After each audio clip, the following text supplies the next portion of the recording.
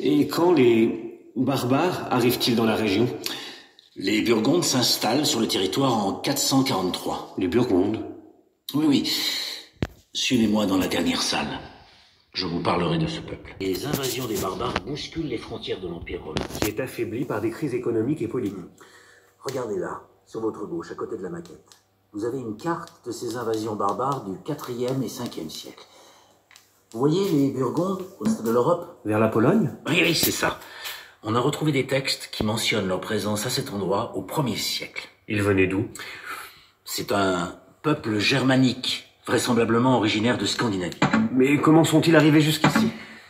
Ils se sont d'abord installés sur la rive droite du Rhin au 3e siècle. Sur le Rhin? Leur territoire allait de Mayence à Strasbourg. Puis, ils furent chassés par les Huns aux alentours de 400. Ceux qui échappèrent au massacre descendirent vers le sud et s'installèrent autour de Lyon et dans les Alpes. Ils se sont vraisemblablement installés de manière pacifique. Les Burgondes vont vivre en communauté avec les Gallo-Romains déjà installés dans la région. Ils vont même adapter leur mode de vie à la culture romaine. La culture gallo-romaine va ainsi perdurer longtemps. On est donc très loin de l'image des hordes de barbares chevelus massacrant les villages pour s'installer. Oui, en effet. En 443, ils sont même intégrés dans l'armée romaine. Dans l'armée romaine? Mais pourquoi? Parce que cela va permettre à Rome de s'assurer un important contingent de soldats à un endroit stratégique. Bien sûr. Ils vont occuper la région où passent les principales routes commerciales entre la Gaule et l'Italie. Et ils se sont juste installés dans la région? Ah non, non, le royaume burgonde est très grand. Dans les années 470, il va s'étendre du lac Léman jusqu'au sud de la France, vers Avignon. Il comprend toute la vallée de la Saône avec Dijon, Besançon, Autun et aussi Lyon. À quel moment arrive-t-il ici? Vers 443. Mais vous avez peut-être déjà vu les vestiges burgondes sur le plateau de l'Arina. Ah, ils s'étaient installés là-haut. Oui, nous y avons retrouvé une nécropole avec près de 125 tombes et une douzaine de bâtiments de cette période. Les fouilles de ces tombes ont permis de mieux connaître les rituels funéraires et la religion burgonde. Et c'était quoi leur religion? Ils étaient vraisemblablement déjà chrétiens, même s'ils semblent avoir longtemps conservé des pratiques païennes. À partir de la conversion de l'empereur romain Constantin au début du IVe siècle, le christianisme va en effet se propager très rapidement chez les Gallo-Romains, comme chez les peuples barbares. Mais vous dites qu'ils vont conserver certains rituels religieux païens. Oui, on a retrouvé des pièces de monnaie dans la bouche des défunts là-haut. Et alors? On appelle ça une obole à charron. Et c'est une pratique qui est héritée de la mythologie gréco-romaine. Qu'est-ce que c'est? Une obole à charron. C'est une pièce de monnaie déposée dans la bouche du mort pour lui servir à payer Charon. Qui ça? L'homme qui lui permettra de traverser le fleuve qui sépare les morts des vivants. Oh. Cette habitude païenne va d'ailleurs perdurer longtemps, notamment dans les campagnes françaises. On en a encore des exemples jusqu'au XXe siècle. Mais les gens ne connaissaient probablement pas la signification de ce rituel. Oula, vous dites qu'ils mélangent les religions? Mais oui, c'est assez caractéristique des premiers temps du christianisme. Et là, dans cette vitrine, on a déjà vu ces poids et ces balances, il me semble. Oui, oui, car ces objets datent pour la plupart de la période gallo-romaine. Mais ils ont été retrouvés dans un atelier burgonde du plateau. Vous voyez, l'héritage antique perdure encore assez longtemps. Des balances, des poids dans un atelier. Qui fabriquait-on? C'était vraisemblablement un atelier d'orfèvrerie, voire de faux monnayeurs. Et cette maquette, c'est une ferme burgonde? En effet, il s'agit de la maquette d'un habitat burgonde en torchis. En torchis?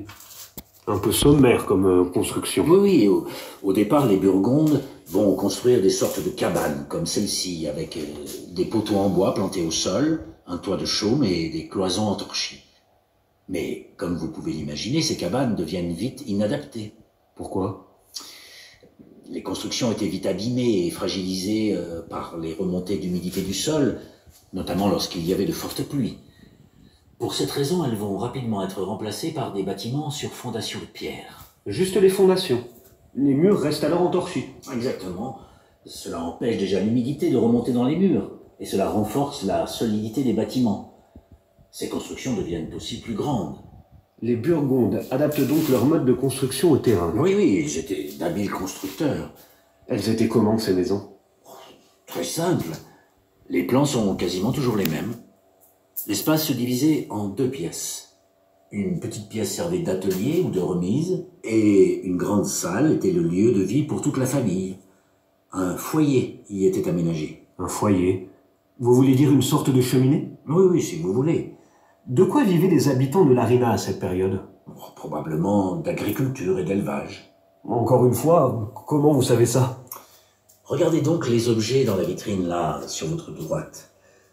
Vous avez cette demi-paire de force qui servait pour la tonte des animaux. On a aussi retrouvé des meules à grains, des ossements d'animaux domestiques et différents outils agricoles qui nous renseignent sur les activités de ces Burgondes. Ils faisaient aussi de l'artisanat. Je vois dans cette vitrine beaucoup d'objets de parure, comme ces fibules, ces bagues, ces anneaux, ce peigne. Oui, oui, ils ont un artisanat plutôt développé, mais il n'est pas vraiment spécifique. Vous voulez dire qu'il n'est pas très différent de ce que font alors les Gallo-romains? Oui, oui, c'est ça. À quelques exceptions près, l'artisanat burgonde reprend les techniques et les motifs gallo-romains. Regardez tout de même la finesse de cet anneau damasquiné. Un travail du fer très sophistiqué. Damasquiné?